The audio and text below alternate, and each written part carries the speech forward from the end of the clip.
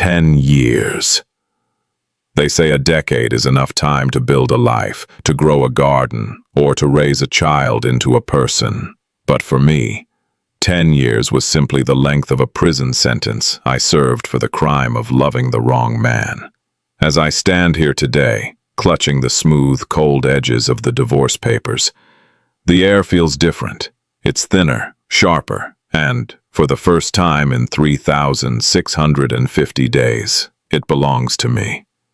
You might look at me and see a woman whose skin has been weathered by the sun, a woman whose complexion is dark and worn from years of labor and tears. But let me tell you something before we begin this journey into the ashes of my marriage. My skin may be dark, but my soul is blindingly white. My heart is pure, and my truth is finally ready to be shouted from the rooftops. He thought I was weak. He thought I was a shadow that would forever linger in the corners of his house, silent and obedient, while he paraded his betrayals in front of my face like trophies. He thought I would never leave because I had nowhere to go and no one to turn to. He was wrong. Today the world finds out who he really is, and he will learn that the woman he looked down upon is the one who will finally bring his glass house crashing down. The humiliation didn't start all at once. It was a slow drip, a steady erosion of my dignity that began just a year after we said I do. At first, it was late nights at the office and the lingering scent of a perfume that wasn't mine. Then it became phone calls answered in hushed whispers in the hallway, and finally, it became the blatant, unapologetic presence of other women. He stopped hiding it because he realized I wouldn't, or couldn't, stop him. He would bring them to our social circles, flirt with them in front of our neighbors, and eventually, he didn't even bother to come home some nights, leaving me to explain his absence to a cold, empty bed. He looked at my dark skin, my calloused hands, and my tired eyes, and he decided I wasn't worthy of respect. He treated me like a piece of furniture, something functional but ugly, something to be used and ignored. He told me I was lucky to have him, that no other man would want a woman who looked like me, a woman who had faded while he remained successful. He used my insecurities as a cage, locking me inside a psychological prison where I believed his lies. I stayed for the children. I stayed for the sake of a family that was already broken. And I stayed because I was afraid of the dark unknown outside our front door. But the human spirit can only be compressed so much before it pushes back. The turning point didn't come from a grand gesture or a final explosive fight. It came in a quiet moment of clarity while I was scrubbing the floor he had walked over with muddy shoes, indifferent to my effort. I looked at my reflection in a bucket of soapy water. I saw a woman who had lost herself, but whose eyes still held a flicker of the fire she had before she met him. I realized then that my darkness, the skin he mocked, was a symbol of my resilience. It was the color of the earth that grows life, the color of the shadows that provide rest. It was beautiful, even if he was too blind to see it. That was the day I stopped crying. That was the day I started documenting everything. Every hotel receipt he carelessly left in his pockets. Every social media post where he tagged his friends at luxury resorts while I was home counting pennies for groceries, and every witness who had seen him disrespecting our marriage vows in public. I became a ghost in my own home, a silent observer gathering the fuel for the fire that would eventually consume his reputation. He thought I was subdued. He thought I had finally accepted my fate as his loyal, ugly wife. He had no idea that beneath my calm exterior, I was sharpening the blade of justice. The day I served him the papers was the first time I saw him truly look at me in years. Not a look of disdain, but a look of genuine, shocked confusion. He laughed. He actually stood in our living room and laughed, the sound echoing off the walls of the home I had worked so hard to maintain. "You?" he sneered, tossing the folder onto the coffee table. "You're leaving me? Where will you go? Look at yourself. You have nothing without me. You'll be back in a week, begging for me to take you back." I didn't argue. I didn't cry. I simply looked him in the eye and said, "We'll see what the judge thinks." He didn't believe me until the morning we walked into the courthouse.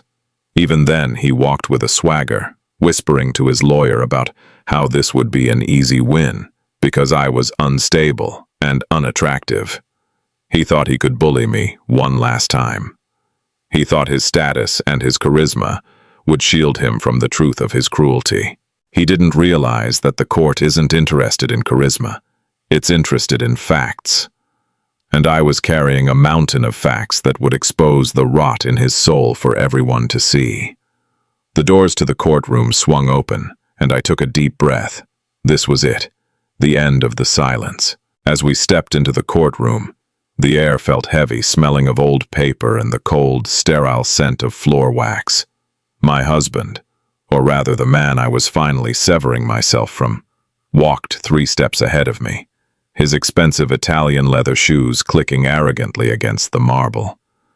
He wore his best suit, the navy blue one I used to iron with such care, making sure there wasn't a single wrinkle that might embarrass him. He looked like the picture of success, a man of standing, while I walked behind him in my simple dark dress. He didn't even look back to see if I was keeping up. To him, I was still the invisible shadow, the background noise of his life that he had finally decided was too loud. His lawyer, a sharp-featured man with a briefcase that looked like it cost more than my first car, whispered something in his ear, and they both chuckled. It was a private joke, no doubt at my expense. They thought this was a formality, a quick procedure to discard a wife who had outlived her usefulness. They thought my silence over the last decade was a sign of a hollow mind, but they were about to learn that silence is often the sound of a storm, gathering its strength. We took our seats at the mahogany tables. The room was grand, with high ceilings that seemed to swallow my breath. I sat perfectly still, my hands folded in my lap. I looked at my fingers, dark, slightly scarred from years of working in the garden and kitchen, the skin toughened by reality. Then I looked at him. He was busy adjusting his silk tie, checking his reflection in the polished surface of the table. He looked polished on the outside, but I knew the rust that lived underneath. For 10 years I had been the keeper of his secrets. I had washed the lipstick stains out of his shirts. I had deleted the angry messages from his mistresses that popped up on the home tablet, and I had lied to our parents to protect his image. I had been his shield, and he had rewarded me by using that shield as a target. He truly believed his own lie, that I was lucky to be his wife. He believed that my dark skin and my humble nature made me inferior to the flashy, shallow women he chased. He didn't realize that while he was out chasing shadows, I was becoming the light that would eventually expose him. The judge entered, a stern woman with glasses perched on the edge of her nose, and the room fell into a suffocating silence. As the proceedings began, my husband's lawyer started his opening statement. It was a masterclass in character assassination. He spoke of my instability, my lack of contribution to the household, and hinted that my desire for divorce was a result of a failing mental state. He painted a picture of a saintly husband who had provided everything for a wife who simply couldn't appreciate it. I watched my husband as his lawyer spoke. He nodded solemnly, even dabbing at his eyes as if he were the victim of a great tragedy. It was a performance worthy of an award. He looked at the gallery where a few of our mutual acquaintances sat, making sure they saw his grief. He was so confident in his web of lies that he didn't notice me opening my own folder.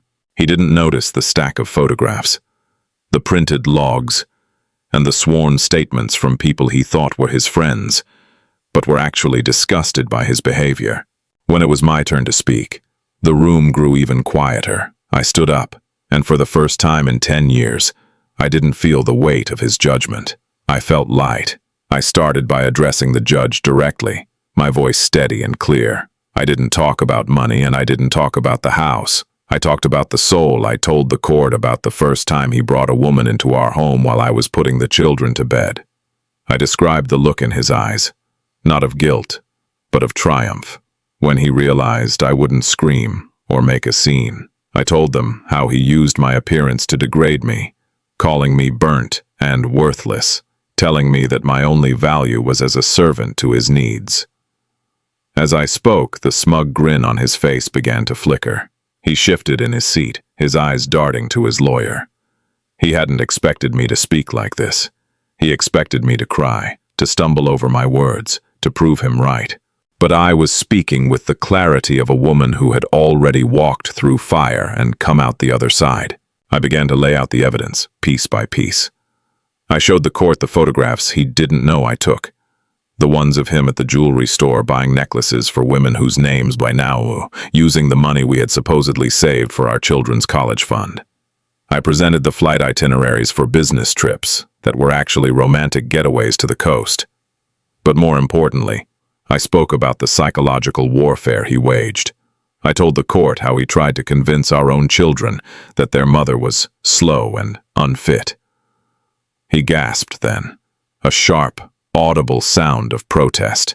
"That's a lie," he shouted, forgetting where he was. The judge banged her gavel, her eyes narrow and cold. "Mr. Roberts, you will remain silent or be removed," she warned. He sat back down, his face turning a deep, angry red. The mask was starting to slip. The perfect husband was disappearing, replaced by the volatile, controlling man I had lived with for a decade. I looked at him then, really looked at him, and I saw the fear in his eyes. It was the fear of a man who realized his power was an illusion. He had spent 10 years trying to make me feel small so that he could feel big.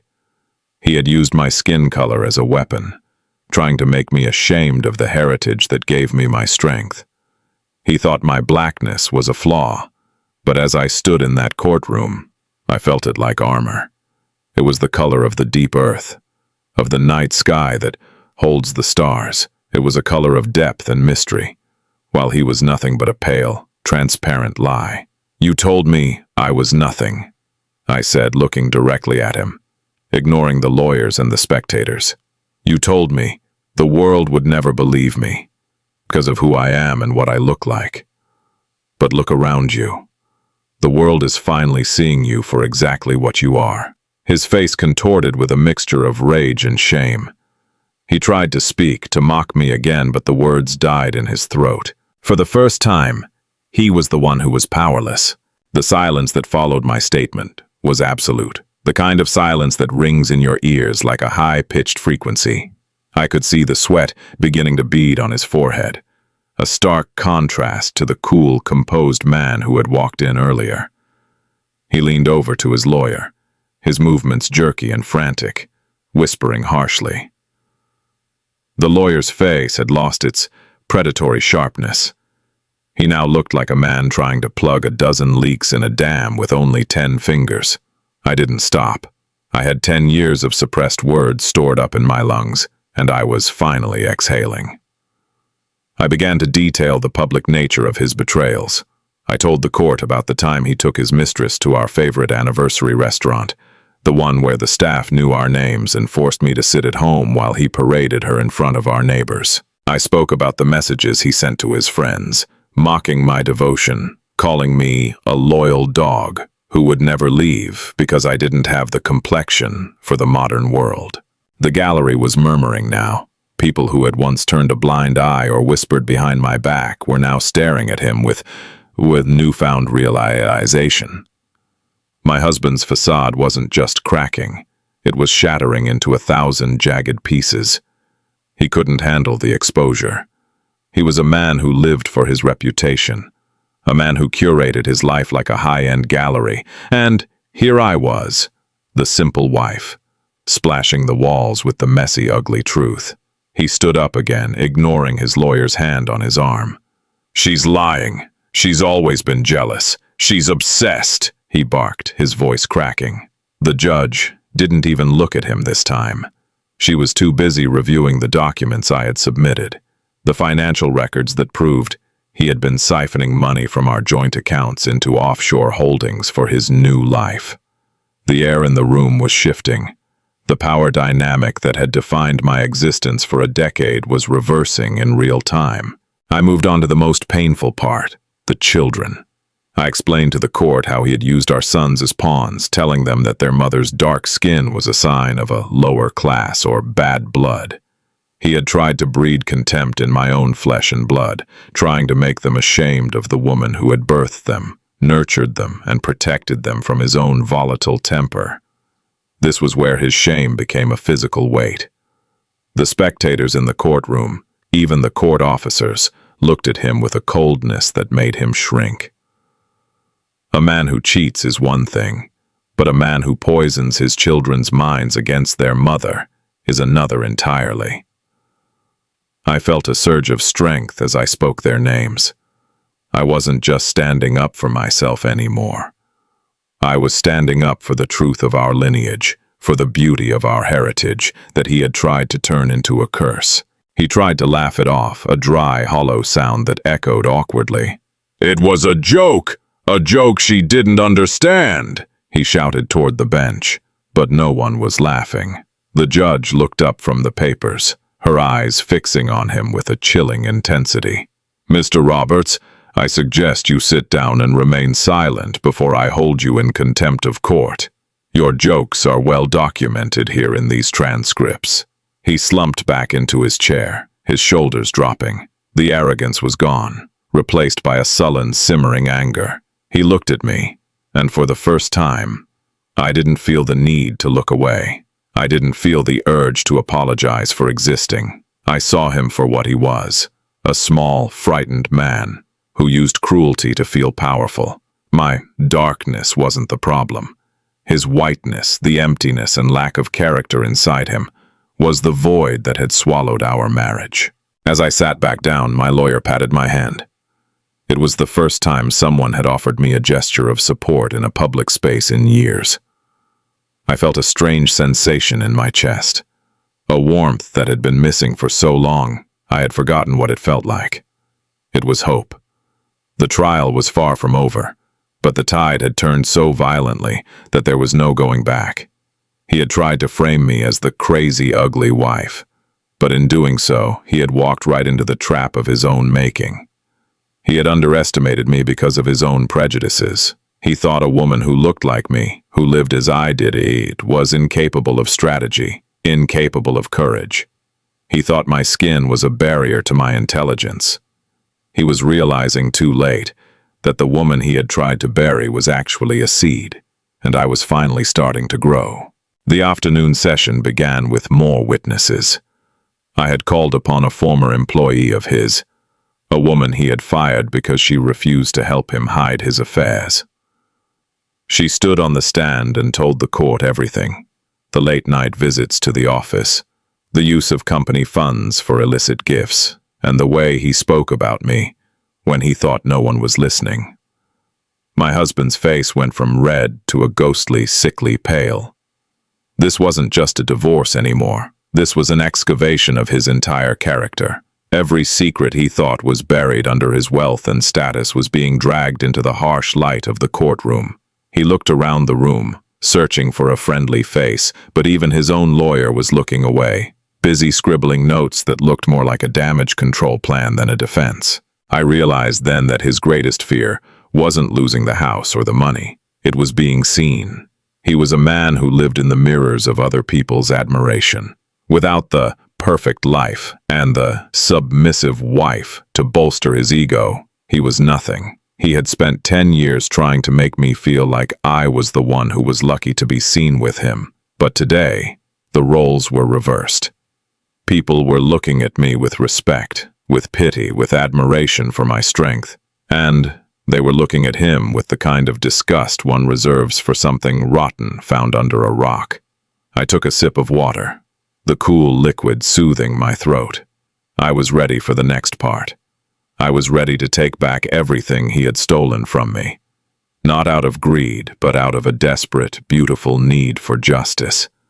The girl who entered this marriage was gone, but the woman who was ending it was someone I was finally proud to be. The court adjourned for a brief recess, but the tension in the hallway was thick enough to choke on.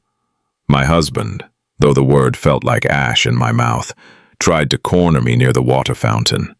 His lawyer was nowhere to be seen, likely trying to negotiate a way to save his own reputation.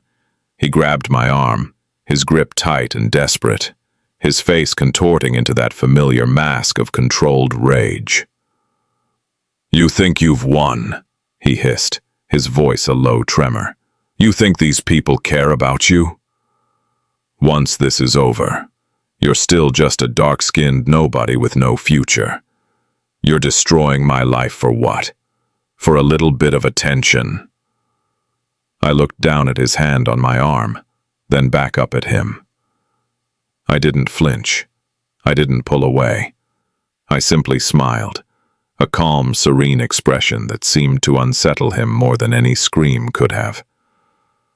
"I'm not destroying your life," I whispered back.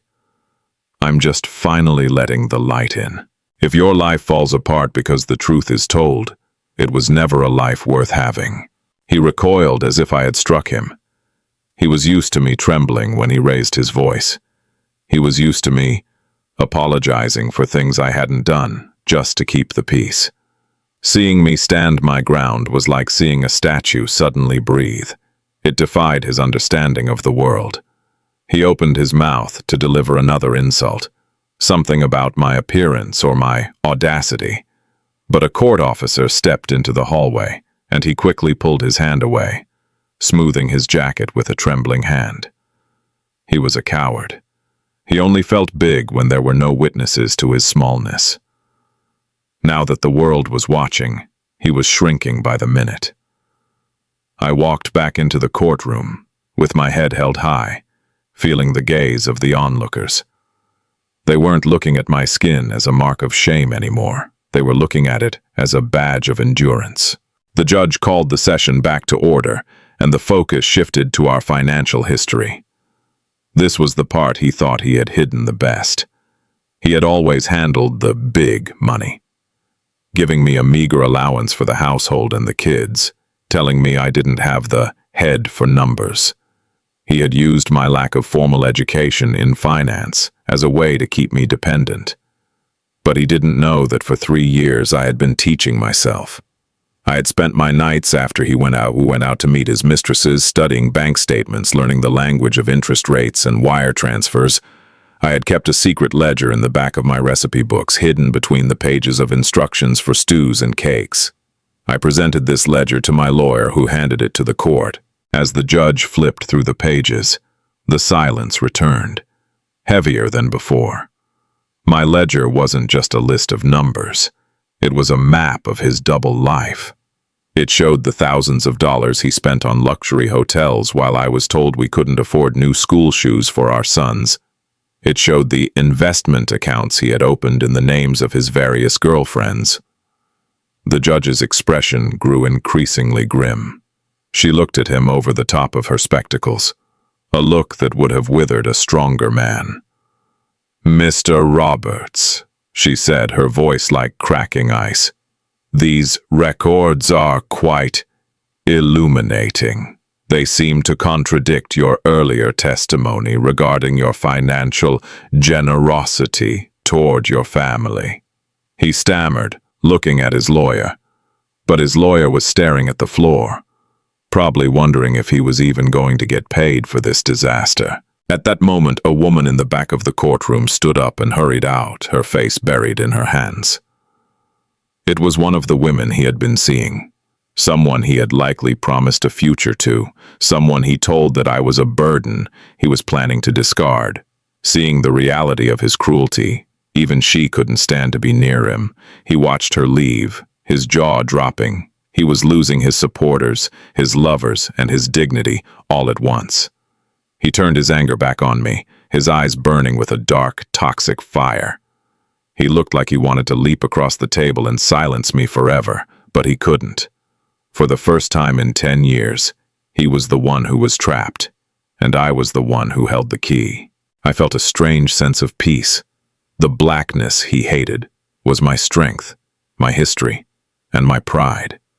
It was the color of the ink that was now writing the final chapter of our marriage.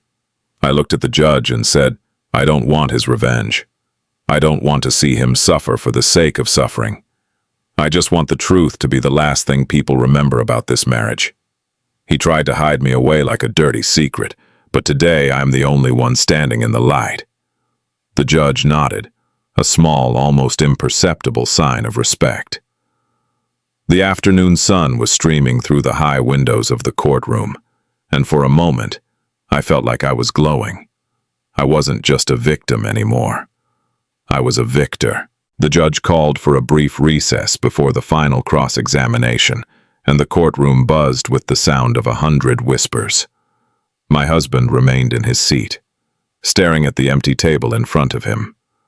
The bravado that had defined him for a decade was gone, replaced by a hollow, vacant look. He looked smaller in his expensive suit, like a child wearing his father's clothes.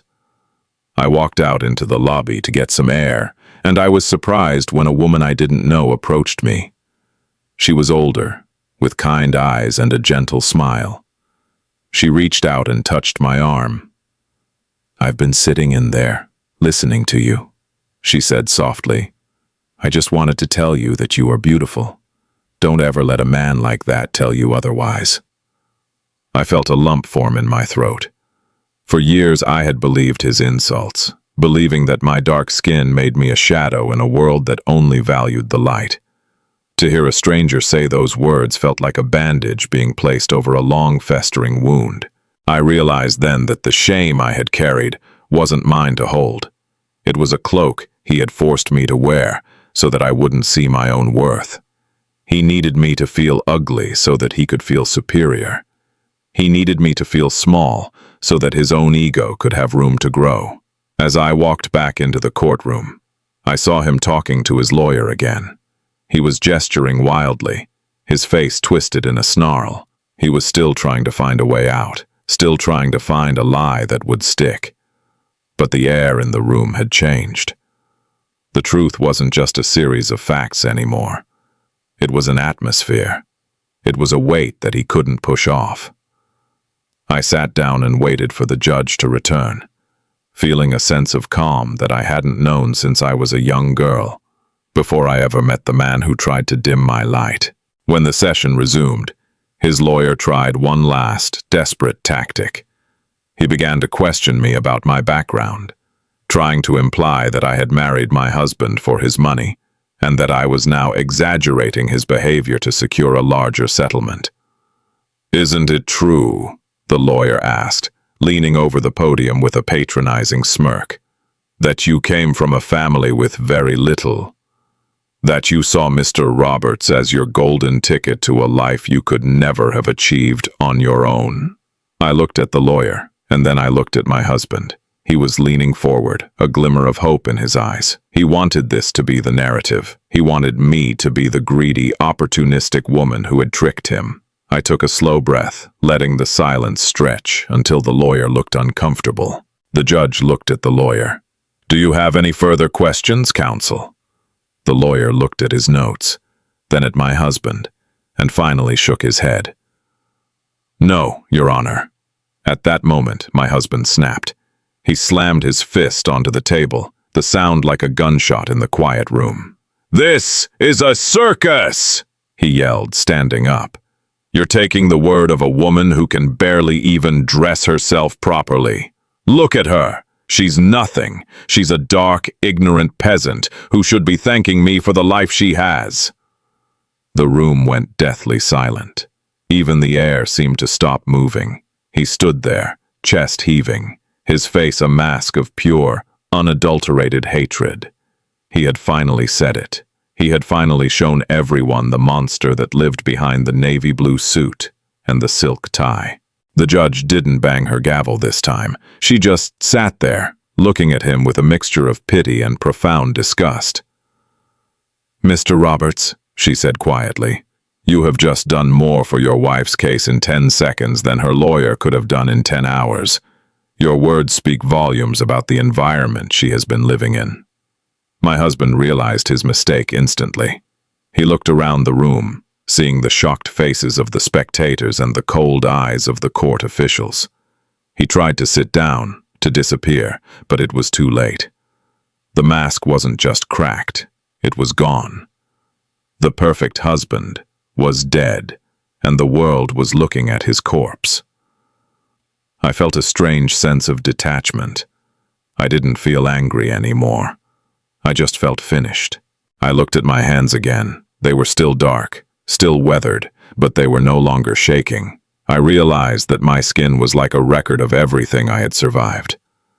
It was the color of the deep, rich soil that holds the roots of the strongest trees. It was the color of a night that had finally come to an end, giving way to the dawn.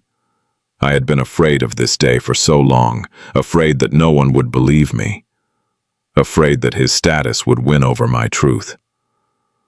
But as the judge began to make her concluding remarks for the day, I realized that truth has a weight of its own.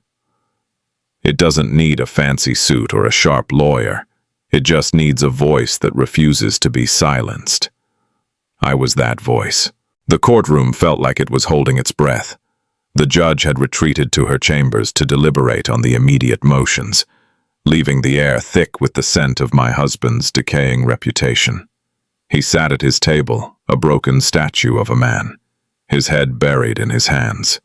His lawyer was frantically typing on a laptop, perhaps searching for a legal miracle or simply calculating how to distance himself from the disaster that had just unfolded. I remained seated, my spine pressed against the hard wooden back of my chair. I felt a strange, cold clarity. For 10 years, I had been the one hiding, the one covering up the bruises on my spirit, the one walking on eggshells so as not to disturb his fragile, monstrous ego. Now, for the first time, he was the one who couldn't find a place to hide. The dark peasant he had mocked had just dismantled his entire world, using nothing but the truth. I looked toward the gallery and saw a group of young women, law students perhaps, who had been watching the case. They were looking at me with an expression I hadn't seen in a long time. Admiration. It was a jarring contrast to how my husband made me feel. He had spent a decade convincing me that my appearance was a social liability, that my dark skin was a mark of unrefined origins. He had used colorism as a tool of domestic terror, making me feel that I was lucky to even be allowed in his presence. But as I sat there, I realized that my skin was not a shadow. It was a shield. It had absorbed his blows, his insults, and his neglect, and yet it remained. It was the color of endurance.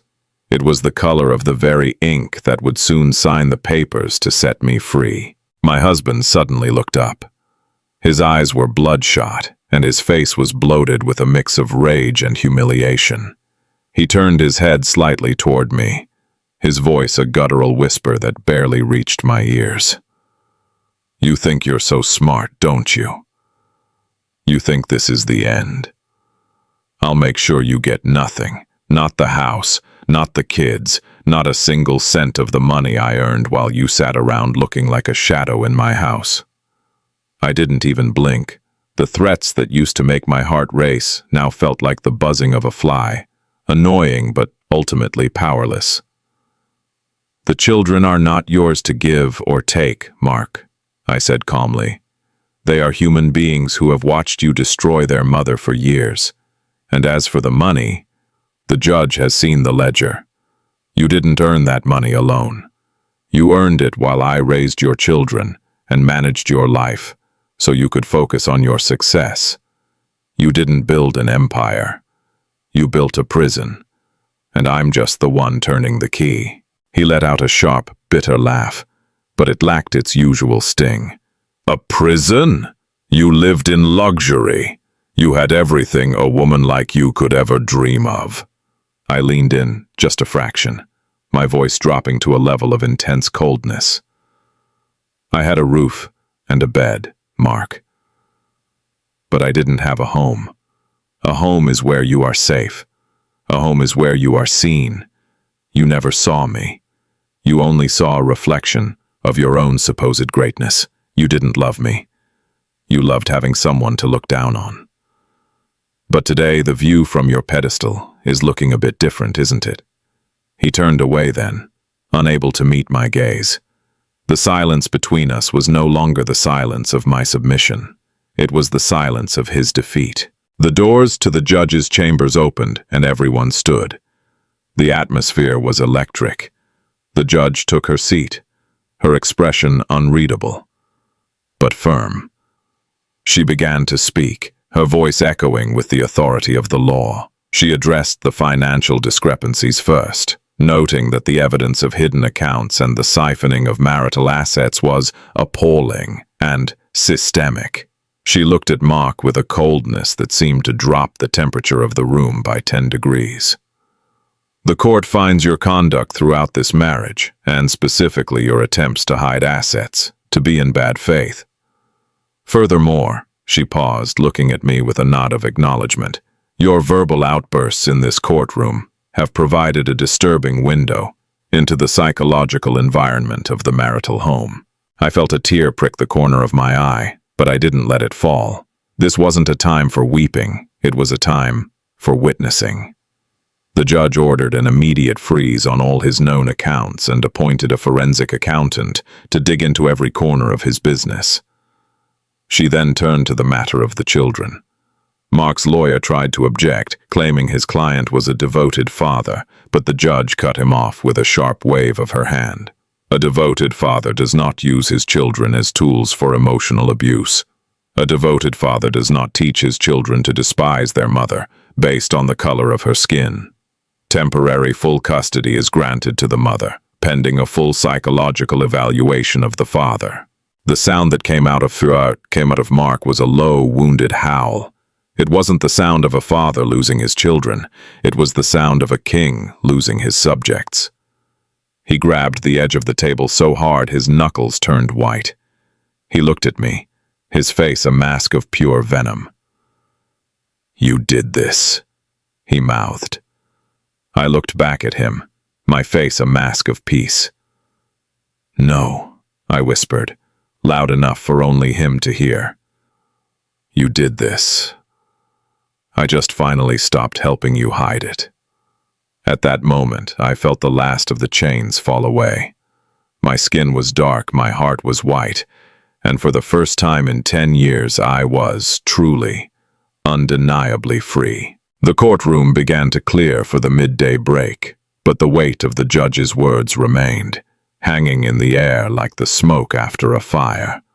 Mark sat frozen, his hands still clutching the table, as if it were the only thing keeping him from sinking into the floor. His lawyer was packing his bags in a hurried, embarrassed silence. I stood up, feeling a strange lightness in my limbs, as if the gravity that had held me down for a decade had suddenly vanished. As I made my way toward the exit, I passed by Mark. He didn't look up, but I could hear his heavy, ragged breathing. The man who had spent 10 years trying to convince me I was a shadow was now nothing more than a ghost of himself. Outside the courtroom, the sunlight hit me with a warmth that felt like a blessing. I stood on the courthouse steps, looking out at the city I had lived in, but never truly seen. For years I had walked these streets with my head down, afraid of a stray glance that might remind me of my shortcomings, afraid of meeting someone who might ask how I was doing. Now, I held my chin high. People passed by, busy with their own lives, and I realized that the world didn't see a dark, ignorant peasant. They saw a woman, just a woman, and that was more than enough. My phone buzzed in my pocket. A message from my sister. She had been waiting at my house with my children. "They are safe," the message read. "They are waiting for you." I closed my eyes and let out a breath I felt I had been holding since my wedding day. However, the battle wasn't entirely over.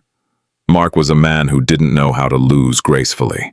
As I walked toward the parking lot, I heard the heavy thud of the courthouse doors swinging open behind me. "You think you've won something," his voice boomed, echoing off the stone pillars. I didn't turn around. I kept walking. "Hey, I'm talking to you!" He caught up to me, his face a frantic shade of purple, his tie undone and hanging like a noose around his neck. He stepped in front of me, blocking my path to my car. "You think you can just take my kids and my money and walk away? You're a nobody. Without me, you're just another face in the crowd. You'll fail. You'll starve. And those boys will grow up hating you for what you did to their father." I stopped and looked at him, truly looked at him. For 10 years, this man's opinion had been my compass. If he was happy, I was safe. If he was angry, I was in danger. But looking at him now, I saw the pathetic reality of his existence. He was a man who had built his entire identity on the degradation of others. "Mark," I said, my voice low and steady, "the only reason the boys might hate someone is if they grow up to be like you. I spent 10 years protecting them from your influence, and I will spend the next 10 making sure they know that a person's worth isn't measured by their bank account or the fairness of their skin. It's measured by their character, something you clearly ran out of a long time ago." He raised his hand, an old instinctual movement intended to make me flinch. In the past, I would have cowered. I would have put my hands up to protect my face. But today I stood perfectly still. I looked him dead in the eye, my expression unwavering. "Go ahead," I challenged him. "Strike me, in front of all these cameras and witnesses. Prove the judge right. Prove to the world that you are exactly the monster I said you were." His hand trembled in midair. He looked around, suddenly aware of the people stopping to watch, the security guards near the entrance, and the cold, unyielding eye of the security cameras. He slowly lowered his hand, his fingers curling into a frustrated fist. "You're a demon," he hissed, the venom in his voice enough to wither a garden. "A dark, heartless demon." I actually laughed. It was a short, sharp sound of genuine amusement. "If being honest makes me a demon, then I'll wear the title gladly. But remember this, Mark. You called me a shadow for 10 years. You forgot that shadows only exist when there is a light nearby. I was your light. I was the one who kept your house, kept your secrets, and kept your sanity. Now that I'm gone, you're going to find out just how dark your world can really be." I walked around him then, the click of my heels on the pavement sounding like the final notes of a long, mournful song. I got into my car and locked the doors. As I drove away, I saw him in my rearview mirror, standing alone in the middle of the parking lot. He looked small. He looked insignificant. The man who had loomed like a giant over my life for a decade was now just a tiny, retreating dot in the distance.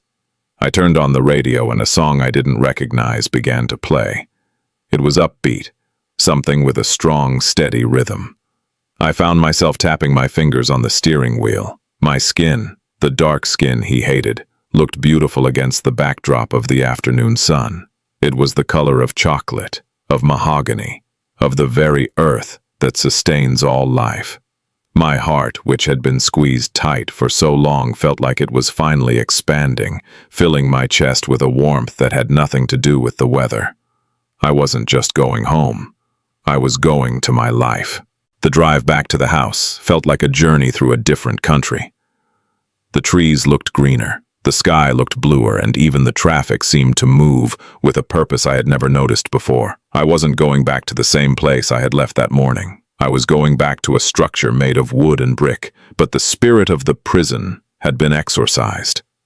When I pulled into the driveway, I saw my sister's car, and for the first time in a decade, I didn't feel a pit of anxiety in my stomach about what Mark would say if he found someone visiting without his permission.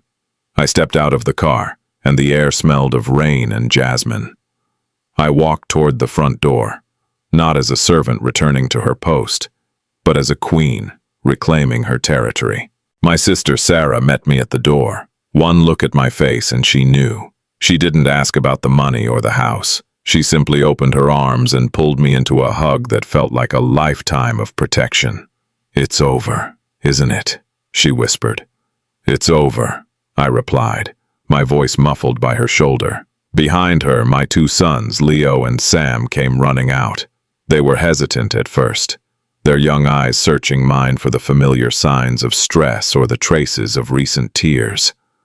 When they saw me smiling, really smiling, they threw themselves at me. I held them so tight I could feel their heartbeats. Mark had tried to convince them, that I was a secondary character in their lives, a background figure defined by my limitations. But as they clung to me, I knew he had failed. To them, I wasn't a skin tone or a social status. I was home. We spent the evening in a way we hadn't in years. We ordered pizza, sat on the floor, and talked. There were no hushed whispers, no looking over our shoulders to see if Daddy was in a bad mood. No hiding our joy to keep the peace. I watched my sons, and I realized how much of their mother's strength they carried. They had my dark eyes and my resilient spirit. I felt a surge of fierce protection. I would spend the rest of my days ensuring they never looked at another human being the way their father looked at me. I would teach them that the whiteness of a soul is found in kindness, in honesty, and in the courage to stand up for those who are being silenced. Later that night, after the boys were tucked in, Sarah and I sat on the porch.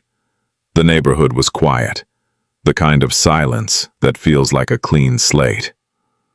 "What will you do now?" she asked, handing me a cup of tea.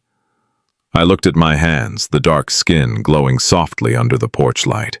"I'm going to live," I said. "I'm going to go back to school. I'm going to start that garden I always wanted, but he said would ruin the aesthetic of the lawn. And I'm going to make sure that every woman who looks like me knows that she is not a shadow." I realized then that my journey wasn't just about escaping Mark. It was about finding the woman he had tried to bury. But the world outside was already beginning to react to the earthquake that had happened in the courtroom.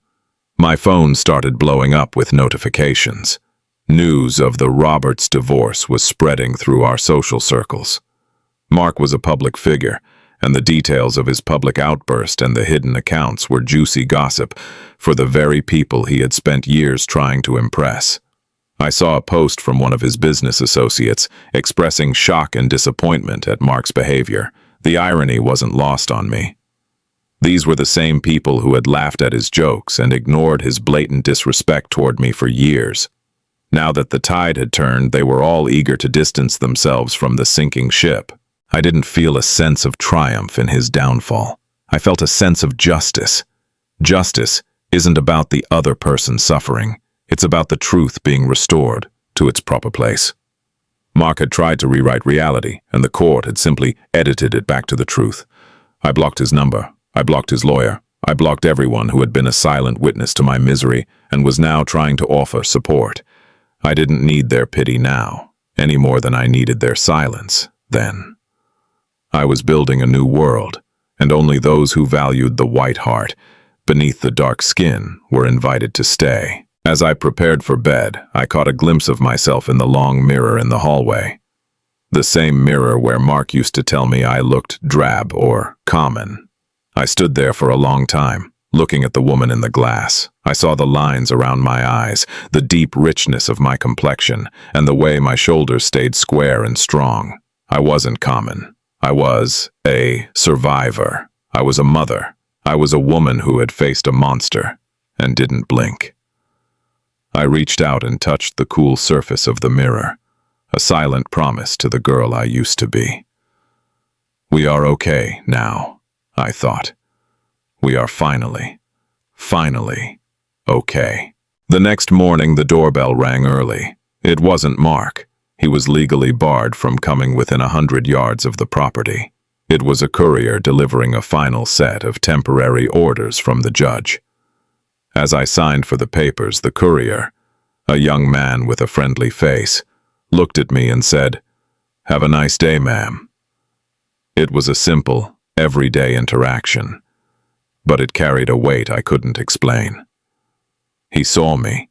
He addressed me with respect. It was the first day of the rest of my life, and the sun was already high in the sky, shining down on a world that finally felt like it belonged to me. The days following the court hearing were a blur of activity, but unlike the chaotic, fearful years of my marriage, this business was productive. I was no longer a ghost haunting the hallways of a man who hated my presence. I was an architect. I spent my mornings meeting with the forensic accountants the judge had appointed.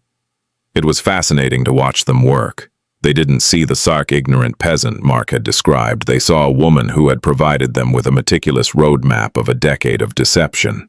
Every hidden receipt I had saved, every date I had logged, and every strange bank transfer I had noted in my secret ledger became a weapon in the hands of justice.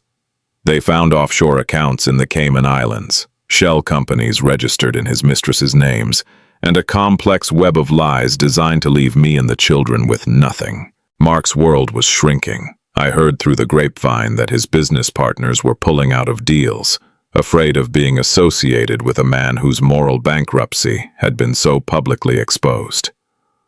The local country club, a place where he spent thousands of dollars to feel superior, had reportedly asked him to resign his membership after his courtroom outburst became the talk of the town. He had built his life on a foundation of status, and now that the status was gone, there was nothing left but a hollow, angry man. He tried to send messages through third parties, alternate accounts, and even his mother, begging for mercy and asking me to think of his reputation. I didn't reply. Mercy is for those who make mistakes. Justice is for those who commit crimes of the heart. The most beautiful change, however, was within my own home. Without Mark's toxic influence, the atmosphere between my sons and me blossomed. One afternoon, Leo, my oldest, sat with me in the garden. I was planting the roses Mark had always forbidden. Leo looked at my hands, covered in rich, dark soil, and then at my face. "Mom," he said softly, "you look different." I paused, wiping sweat from my brow. "How so, honey?" He thought for a second, squinting in the afternoon sun. "You look like you're finally breathing, and I like your skin. It's like the earth." I felt a sob catch in my throat, not of sadness, but of profound relief. The poison Mark had tried to plant in their minds hadn't taken root. They saw the beauty in the depth of my color, because they saw the beauty in the depth of my love. I began to reclaim the spaces Mark had colonized. I repainted the living room, replacing his cold, sterile grays with warm terracottas and vibrant golds. I filled the house with the scent of spices and the sound of music that made my soul dance. I realized that for 10 years I'd been living in a black and white movie, and I was finally turning on the color. I even started a small blog, sharing my story anonymously at first. To my surprise, thousands of women reached out. Women of all backgrounds, many of whom had been told they were less than because of their appearance, their race, or their status. I realized my darkness was a beacon. It was a signal to others that you can be buried in the dark and still find a way to grow toward the light. As the final divorce decree approached, I felt a sense of closure that no amount of money could provide. Mark's lawyers were now begging for a settlement, desperate to avoid a final public judgment that would cement his disgrace in the permanent record. They offered me the house, a significant portion of the assets, and a generous alimony. My lawyer was thrilled, but I told him to wait. I wasn't doing this for a payout. I wanted the judge to sign that paper. I wanted the law to officially state that I was not the problem he claimed I was. I wanted the finality of a gavel, not just a signature on a settlement check. I wanted the world to know that the woman he tried to erase was the one who ultimately wrote the end of the story. One evening, I found an old photo of myself from the day of our wedding. I looked so young, so hopeful, and so painfully unaware of the storm that was coming. I looked at the dark-skinned girl in the white dress, and I didn't feel sorry for her. I felt proud of her. She had the strength to endure a decade of winter so that the woman I am today could enjoy the spring. I realized that my darkness had never been a curse. It was my capacity to hold the light. Mark thought he was the sun, but he was just a flickering candle. I was the night sky, vast, deep, and filled with stars he could never hope to reach. The night before the final hearing, I sat on my porch and watched the moon rise. It was a thin silver sliver against the deep velvet of the sky. I thought about the words I had said in court. My skin is dark, but my heart is white. I realized that white didn't mean perfection. It meant clarity, it meant honesty, it meant a heart that had been scrubbed clean by the truth. I was no longer afraid of Mark or the future, or the opinions of small-minded people. I was a woman who had found her voice, and I intended to use it. Tomorrow, the papers would be signed. Tomorrow, Mark would officially be a part of my past. And tomorrow, for the first time in my life, I would wake up and know exactly who I was. The day of the final hearing arrived, not with a storm, but with a profound rhythmic calm. I woke up before the sun, watching the sky transition from the deep indigo of night to a soft, hopeful lavender. I dressed with intention, choosing a dress of vibrant emerald green that complemented the rich tones of my skin. I didn't need the modest colors I used to wear to blend into the shadows. I was no longer interested in blending in. I was ready to stand out. As I drove to the courthouse, I didn't feel the tremors of anxiety that had plagued me for a decade. I felt like a traveler reaching the end of a long, arduous trek, catching the first glimpse of the ocean. Inside the courtroom, the atmosphere was different. The gallery wasn't filled with curious onlookers anymore. It felt like a sanctuary. Mark was already there, sitting slumped at his table. He looked older, much older than he had just a few months ago. The arrogance had been drained out of him, leaving behind a shell of a man who looked gray against the vibrant wood of the benches. He didn't look at me when I walked in. He couldn't. The truth had become a physical barrier between us, a wall he could neither climb nor break. His lawyer looked exhausted, the professional mask of confidence replaced by the weary realization that there was nothing left to defend. The judge entered, and the proceedings were brief. The forensic reports were undisputed. The testimonies of his betrayals were etched into the record, and his own public outbursts had sealed his fate.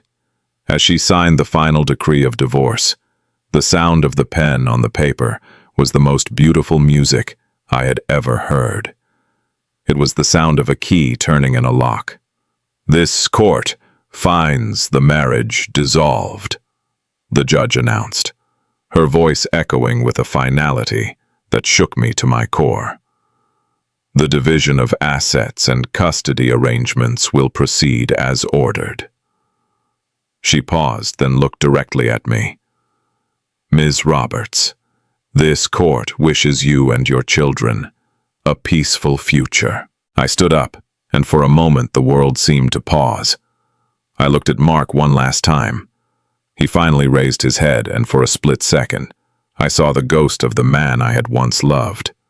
But then I saw the resentment still simmering in his eyes, the inability to accept that he was the architect of his own ruin. I didn't feel anger. I didn't even feel pity. I felt nothing. He was a stranger to me now, a chapter in a book I had finally finished reading. I turned my back on him and walked toward the door. I didn't look back to see if he was watching. It didn't matter. My life was no longer a performance set for his benefit.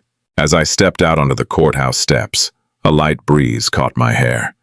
The sun was at its zenith, bathing everything in a brilliant, uncompromising light. I looked at my arms, my dark skin glowing in the heat, and I felt a surge of pure, unadulterated joy. My journey had been long, and the path had been paved with thorns, but I had reached the clearing. I was a woman who had been told she was a shadow, only to discover she was the sun. My skin is dark, the color of the earth that endures, but my soul is white, cleansed, bright, and finally, irrevocably free. I walked down the steps into the crowd and disappeared into my own bright future. Thank you for listening to this journey of resilience and truth. If this story moved you or reminded you of the strength we all carry within, please give this video a thumbs up. Don't forget to subscribe to the channel and hit the notification bell so you never miss another story of justice and triumph. Your support means the world to us. Thank you for being here.